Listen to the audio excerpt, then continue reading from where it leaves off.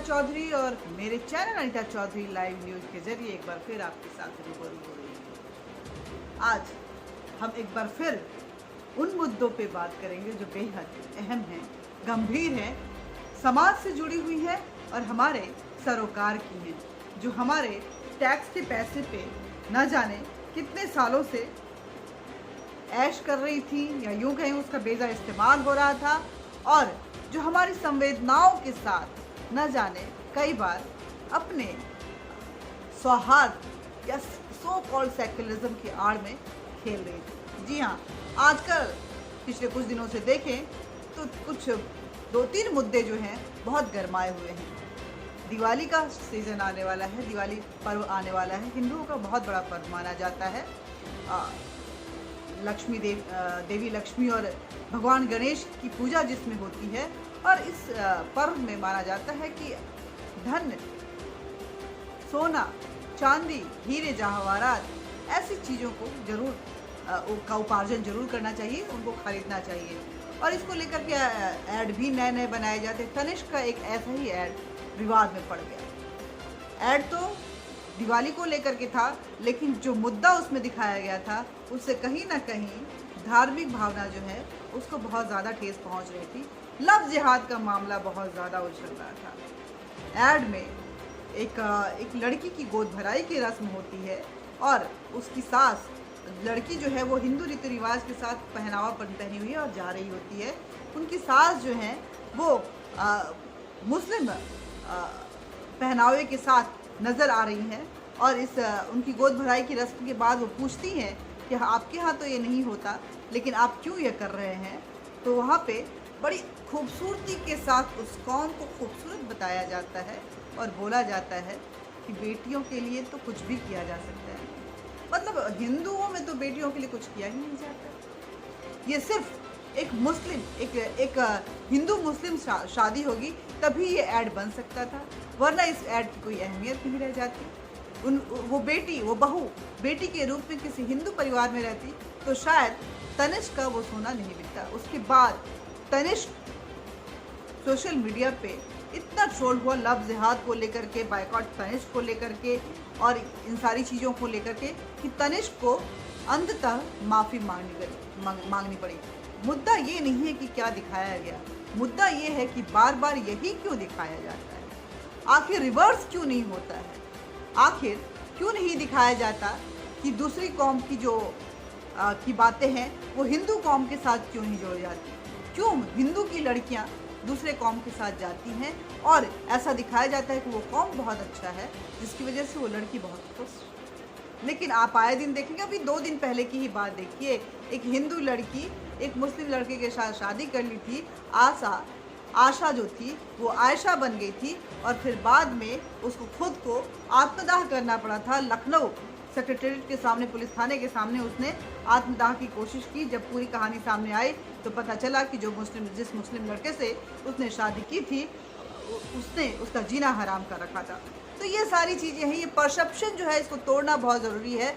बहुत अच्छी बात है कि तनिष्क ने माफ़ी मांगी, क्योंकि आप संवेदनाओं के साथ खेलते हुए मार्केट को अपलिफ्ट नहीं कर सकते हैं। ये बात बिल्कुल ध्यान में रखना चाहिए। लेकिन एक बात ये भी है कि आखिर कब तक बायकॉट करते रहेंगे। लेकिन उससे भी बड़ी बात, उससे भी बड़ी खबर जो है वो ये है मदरसा को लेकर के। मदरसा जो हमारे देश में न जाने कितने ही जाल की तरह की हर राज्य में फैला हुआ है, और इस मदरसे की आड़ में न जाने कैसे कैसी गतिविधियां चलती हैं जो आए दिन हमारे इंटेलिजेंस के थ्रू सामने आती हैं, लेकिन कोई भी सरकार इस पे काबू पाने में नाकामयाब रही है। बात हम आज आसाम सरकार की और उत्तराखंड सरकार की करेंगे तो इन दोनों सरकारों ने काबिल तारीफ काम किया है। मदरसों को लेकर के आसाम सरकार ने ये साफ कर दिया है कि सरकारी पैसे से सिर्फ कुरान की पढ़ाई नहीं हो सकती। ये कहना है आसाम के शिक्षा मंत्री हेमंता बिस्वा शर्मा का। उनका कहना है कि सिर्फ सरकारी पैसे से मदरसे को फंडिंग नहीं दी जा सकती है, उससे सिर्फ कुरान की पढ़ाई नहीं हो सकती है। और अगर ऐसा होता है तो सिर्फ कुरान की पढ़ाई अगर हो रही है तो फिर बाइबल की क्यों नहीं, गीता की क्यों नहीं, रामायण की क्यों नहीं और किसी और धर्म की क्यों नहीं। आपको बता दें कि आसाम सरकार नवंबर से नोटिफिकेशन लाने वाली है जिसके तहत सभी मदरसे बंद हो जाएंगे।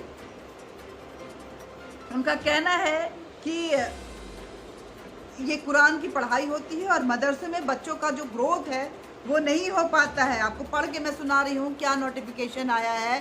असम प्रदेश की सरकार ने बड़ा फैसला लेते हुए कहा है कि सभी मदरसे नवंबर से, सरकारी मदरसे जो है नवंबर से बंद किए जाएंगे। राज्य के सभी मदरसों को जो मदद दी जाती थी वो नहीं दी जाएगी। उन्होंने कहा है कि आम जनता के रूपों से धार्मिक शिक्षा देने का प्रावधान नहीं है, इसलिए सरकारी मदरसे अब नहीं संचालित होंगे। इस आदेश का नोटिफिकेशन अगले महीने यानी नवंबर से में जारी कर दिया जाएगा। राज्य में लगभग 100 संस्कृत स्कूल हैं, उनको भी बंद कर दिया जाएगा, क्योंकि धर्म की सरकार, उनका साफ कहना है कि धर्म की पढ़ाई सरकारी खर्चे से या जनता के टैक्स से नहीं किया जा सकता है। ये सरासर गलत है। तो चाहे वो संस्कृत स्कूल हो चाहे मदरसे हो, वो सभी बंद हो जाएंगे और इन स्कूलों को नियमित स्कूल में बदल दिया जाएगा।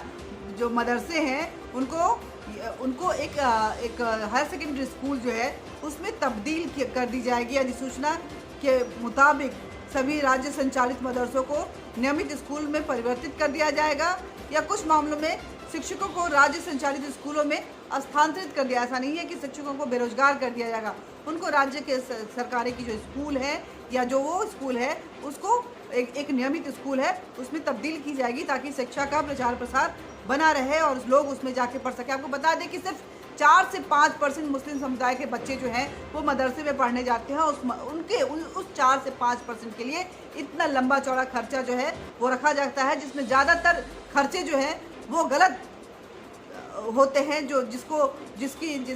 जिसकी अगर बात करें तो गलत बेजा इस्तेमाल उनका होता है। बच्चे बहुत कम होते हैं, उनको कुछ और दिखाया जाता है और सरकार से फंड मांगे जाते हैं।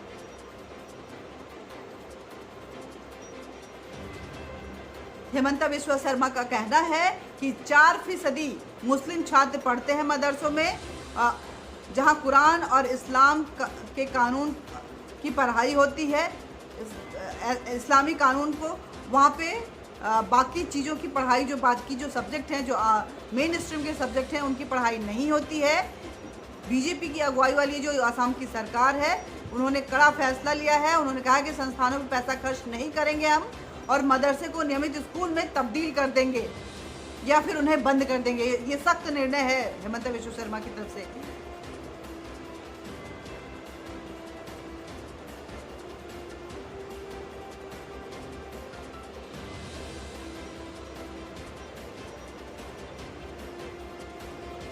तो ये बात आप समझ लीजिए कि अभी इस पे बवाल मचना बाकी है, क्योंकि जो लेफ्ट विंग है, जिसको कि हम लोचन जर्नलिस्ट बोलते हैं, या फिर खान मार्केट जो विंग है जो कि लेफ्ट के पैसों पे ऐश करती है, उन्होंने अभी ये मुद्दा बहुत ज़ोर शोर से, अभी तक धीरे धीरे उठना शुरू हुआ है, लेकिन वो आवाज़ अभी बहुत ज़ोर शोर की आई नहीं है, सड़क पे आना बाकी है। और आपको बता दें कि हमेशा ये आरोप लगाया जाता है कि संघ जो है मदरसों के खिलाफ है, बीजेपी मदरसों के खिलाफ है। अगर हेमंता की बात करें तो उन्होंने अपनी पूरी ज़िंदगी कांग्रेस को दी है, कांग्रेस की तरफ से वो राजनीति करते आ रहे हैं। पिछले 5 साल से जब असम में पिछला चुनाव हुआ था तो उस समय वो कांग्रेस में अपनी अवहेलना को देखते हुए बीजेपी में शामिल हुए थे और उसके बाद वो बीजेपी में की सरकार में शिक्षा मंत्री हैं और स्वास्थ्य मंत्री भी हैं और उन्होंने अहम फैसला लिया है। उन्होंने कहा है कि ऐसी किसी भी शादी के खिलाफ जो धोखेबाजी से की गई हो, हालांकि प्राइवेट हेमंता बिश्वा शर्मा बोले कि अगले 5 साल इस बात का ध्यान रखा जाएगा कि कोई भी शादी ज़बरदस्ती ना हो। मतलब उन्होंने लफ्ज़ जिहाद को भी इनडायरेक्टली लिया है कि इस तरह की कोई शादी नहीं की जाएगी। हम किसी भी शादी के खिलाफ हैं जो धोखेबाजी से, ऐसी कोई भी शादी जो धोखेबाजी से की गई हो उसके वो खिलाफ हैं। अगर ऐसा कोई मामला सामने आता है तो उसके खिलाफ सख्त कार्रवाई की जाएगी। लेकिन हालांकि उनका कहना है कि राज्य में करीब 600 से अधिक ऐसे मदरसे हैं जो पूरी तरह से सरकार द्वारा चलाए जाते हैं और इन 600 मदरसों को बंद कर दिया जाएगा, उनको नियमित स्कूल में तब्दील कर दी जाएगी या फिर जो नहीं तब्दील करने लायक होंगे उनको बंद कर दिया जाएगा। उनके टीचर्स को नियमित स्कूलों में उनका स्थानांतरण कर दिया जाएगा, ट्रांसफ़र कर दिया जाएगा। ये बहुत बड़ी खबर है क्योंकि हम हमेशा देखते थे मदरसों को लेकर के। आप देखिए मदरसों का जाल देखिए, प्राइवेट मदरसों का क्या करेंगे, अभी तक इन्होंने कुछ साफ नहीं किया है।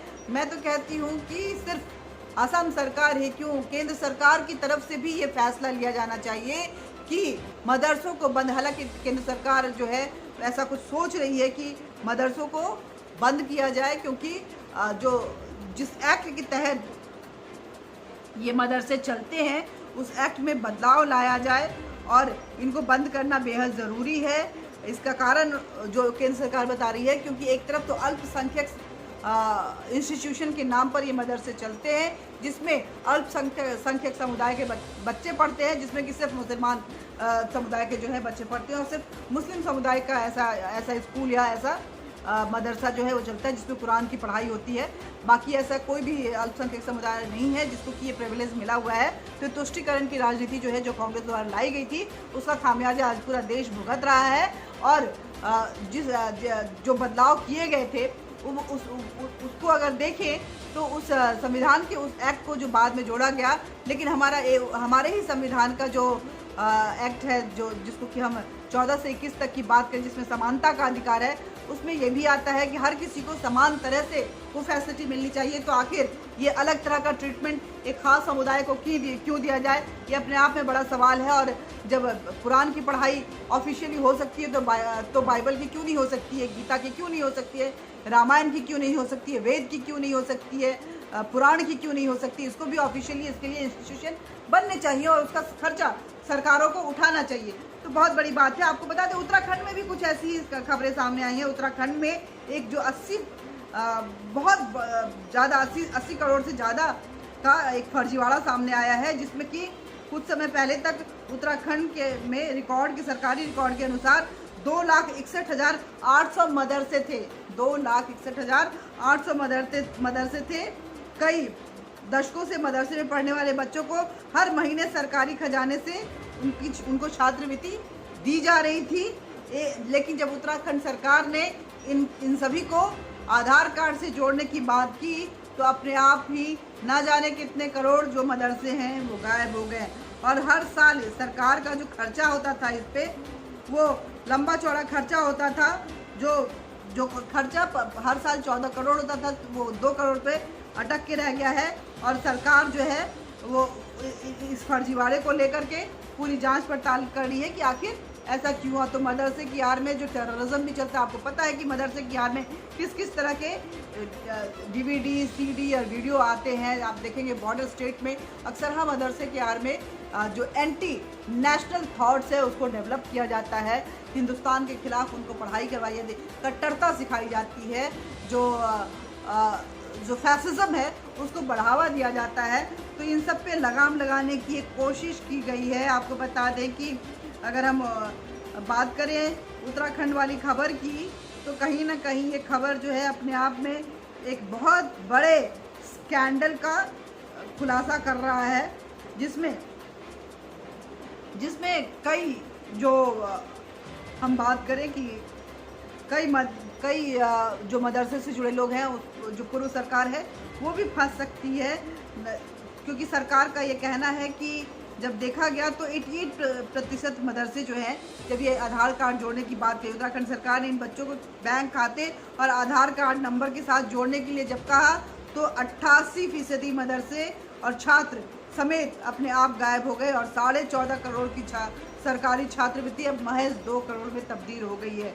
और ऐसे में सरकार, जो केंद्र सरकार है, वो इस कवायद में जुटी हुई है जो अनुच्छेद 30 और 31A है उसको समाप्त कर दिया जाए। क्योंकि इस अनुच्छेद के इस आर्टिकल के तहत जो बात कही गई है उसमें ये कहा गया कि अल्पसंख्यक कुछ संस्थानों को अल्पसंख्यक संस्थान होने का दर्जा दिया गया है, जबकि हमारे ही कॉन्स्टिट्यूशन के आर्टिकल 14 और 15 में समानता के अधिकार देने की बात कही है। सेंट स्टीफेंस कॉलेज और AMU इसके उदाहरण है। इसे मिले विशेषाधिकार के कारण रामकृष्ण मिशन तक को स्वयं को अल्पसंख्यक समुदाय की हैसियत से दर्ज कराया।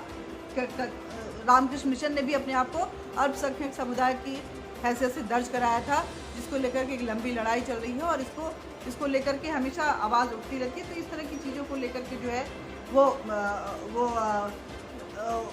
कवायद चल रही है कि आखिर ये जो एक तुष्टिकरण जो है शिक्षा में भी उसको बंद कर दिया जाए। अगर हमें अपने गीता पढ़ानी है तो हम अपने बच्चे को खुद पढ़ाएंगे या किसी प्राइवेट इंस्टीट्यूशन से पढ़ाएंगे, किसी टीचर ट्यूटर को रख के रखाएंगे, लेकिन सरकार उसका खर्चा नहीं उठाएगी।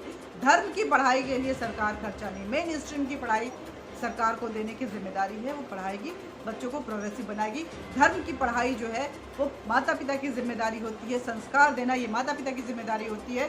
स्कूल में संस्कार डेवलप किया जाता है, लेकिन उस कुरान और गीता की पढ़ाई जो है स्कूलों में नहीं दी जाती कहीं। तो ये हिंदुस्तान में जो ये रिवाज एक शुरू हुआ है उसको ख़त्म करने की निहायत ज़रूरत है। ये परसेप्शन जो कि एक बनाया गया था, एक अपीजमेंट पॉलिसी जो बनाई गई थी कांग्रेस सरकार के द्वारा, उसको जिस तरह से धीरे धीरे देखा जा रहा है, तो इस अपीजमेंट पॉलिसी को लेकर के भारत ने को बहुत बड़ा खामियाजा भुगतना पड़ा है। भारत अक्सर अपने इस अपीजमेंट पॉलिसी की वजह से कभी टेररिज्म, तो कभी विरोध, तो कभी फासिज्म, कभी वामपंथ, कभी कम्युनलिज्म, इसको लेकर के एंटी इंडिया जो एक्टिविटीज़ हैं वो बहुत ज़्यादा बढ़ गई हैं और इसको लगाम लगाना बेहद ज़रूरी है। तो ये आप भी ध्यान रखिए और मैं हर किसी से अपील करना चाहूँगी कि चाहे आप किसी भी समुदाय को हों, लेकिन अपीजमेंट पॉलिसी को कभी भी बढ़ावा मत दीजिए। आप एकता अगर चाहते हैं, जो गंगा जमुनी तहजीब की बात अगर कहते हैं, तो उसमें सिर्फ एक समुदाय को झुकने की बात नहीं होती है और एक समुदाय को बढ़ावा देने की बात नहीं है। फैसिलिटी बराबर हर समुदाय के साथ होनी, तभी गंगा जमुनी तहजीब जो है वो बची रह सकती है, एकता बनी रह सकती है और देश सौहार्द के साथ आगे चल सकता है। सेक्युलरिज्म का मतलब ये नहीं है कि किसी एक समुदाय को ऊपर में रखा जाए, उसको हर तरह की फैसिलिटी दी जाए, उसके हर बात को मानी जाए। और सेकुलरिज्म का मतलब ये भी नहीं है कि एक समुदाय बिल्कुल नीचे गिर जाए और उसके लिए कहीं कोई जगह ही नहीं रहे, हमेशा उसको आंसर देना पड़े, सवालों के घेरे में सिर्फ एक समुदाय रहे और सवाल करने का अधिकार सिर्फ एक समुदाय को रहे। ये कभी भी सेकुलरिज्म नहीं हो सकता। सेकुलरिज्म की इस परिभाषा को बदलने की बेहद ज़रूरत है। सेकुलरिज्म वाइस वर्सा हो सकता है, परस्पर की रिश्ते की बात हो सकती है। अगर इधर वाले की भावनाएं अगर सुलगती है तो भावनाएं उधर वालों की भी है, और अगर फैसिलिटीज़ एक को मिल रही है तो दूसरे को भी मिलनी बेहद ज़रूरी है। तो आज के लिए बस इतना ही, बातचीत करते रहेंगे, लेकिन बातचीत का ये सिलसिला जारी रहे, इसलिए ज़रूरी है कि आप हमारे चैनल को सब्सक्राइब करें, साथ ही बेल बटन दबाएं और लाइक ज़रूर करें। अपने विचार साझा करने के लिए कमेंट बॉक्स में कमेंट करें। आप अपने मुद्दे हम तक पहुँचाएँ, आप क्या चाहते हैं। आपके इर्द गिर्द अगर कुछ इस तरह की एक्टिविटीज़ चल रही हैं जो आपको विचलित कर रही है माफ़ कीजिएगा, तो फ़ोटो और उसके फ़ोटो हमारे साथ शेयर करें, उसके वीडियो छोटे से हमारे साथ शेयर करें। साथ ही आप अपना नाम और नंबर भी ज़रूर दें ताकि उस बातचीत में हम आपको जोड़ सकें और उस बातचीत के साथ आपकी बातों को जनता तक पहुंचा सकें। आज के लिए बस इतना ही, नमस्कार।